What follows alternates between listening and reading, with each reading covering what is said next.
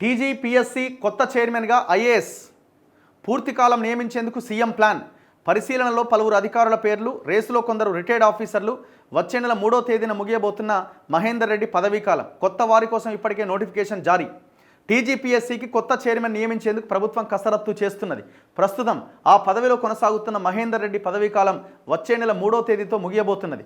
ఆ స్థానాన్ని భర్తీ చేసేందుకు ఇప్పటికే నోటిఫికేషన్ జారీ అయింది. ఆ పోస్టులో 6 ఏళ్ల పాటు కొనసాగే సీనియర్ ఐఏఎస్ను నియమించాలని సీఎం భావిస్తున్నట్టుగా టాక్. మరి ఆ అవకాశం రిటైర్డ్ ఐఏఎస్కి ఇస్తారా, లేదంటే సర్వీసులో ఉన్న ఆఫీసర్తో వీఆర్ఎస్ ఇప్పించి చైర్మన్ పోస్టులో కూర్చోబెడతారా అనే చర్చ జరుగుతున్నదట. టీజీపీఎస్సీ కొత్త చైర్మన్గా ఐఏఎస్ పూర్తికాలం నియమించేందుకు సీఎం ప్లాన్.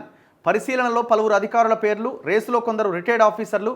వచ్చే నెల 3వ తేదీన ముగియబోతున్న మహేందర్ రెడ్డి పదవీకాలం. కొత్త వారి కోసం ఇప్పటికే నోటిఫికేషన్ జారీ.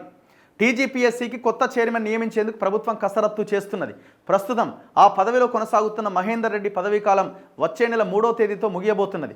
ఆ స్థానాన్ని భర్తీ చేసేందుకు ఇప్పటికే నోటిఫికేషన్ జారీ అయింది. ఆ పోస్టులో 6 ఏళ్ల పాటు కొనసాగే సీనియర్ ఐఏఎస్ను నియమించాలని సీఎం భావిస్తున్నట్టుగా టాక్.